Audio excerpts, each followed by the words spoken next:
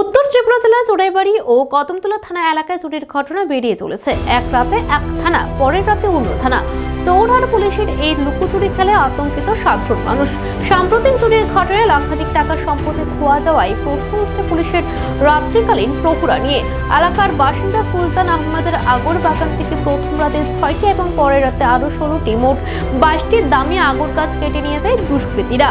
বাগান মালিকের দাবি, চুরিত আগর গাছগুলি বাজার মূল্য প্রায় 8 থেকে 10 লক্ষ টাকা। প্রথম দিনের ঘটনার পর থানায় লিখিত অভিযোগ জানানো হলেও পুলিশি তৎপরতা ছিল প্রশ্নবিন্দু বলে এই অভিযোগ। দ্বিতীয় দিনের চুরির পর পুলিশ ঘটনাস্থলে পৌঁছলেও তদন্ত ছিল নামকীয় আস্তে, এমনটাই অভিযোগ স্থানীয়দের।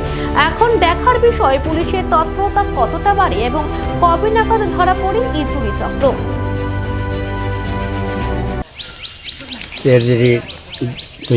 দুই নম্বর ওয়ার্ডে আমার বাড়ি। আমার একটা বাগান আছে, এই বাগানের মধ্যে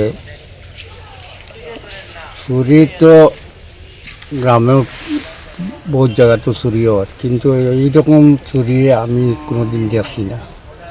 চুরি হয়েছে প্রথম দিন চুরি করিয়া নিল 6টা গাছ। আমি সঙ্গে সঙ্গে আমার ছেলেরা কইলাম থানাতে জানাও। তারা থানাত গেছেন, থানাত কিয়া রিপোর্ট দিয়েছেন, কাগজ লিখিত দিয়েছেন।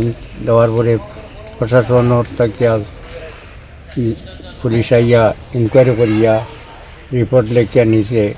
এরপরে আমি কইলাম যে আসামি আপনারা তদন্ত করি, আসামিদের তারা বারবার দেখাইছে আপনারা সন্দেহ করো। আমরা কইছি না, কোনো মানুষের উপরে আমরা সন্দেহ নাই, আর কোনো মানুষ আমার দুঃসমনও নাই যে এমন খেয়ে বা কারা চুরি করে, সেটা আপনারা বার করেন।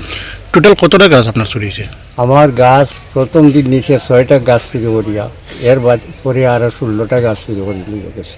তো বাজার মূল্য কত হতে পারে আপনার? বাজার মূল্য অন্তত কম থেকে কম 10 থেকে 12 লক্ষ টাকার গাছ দিয়েছে।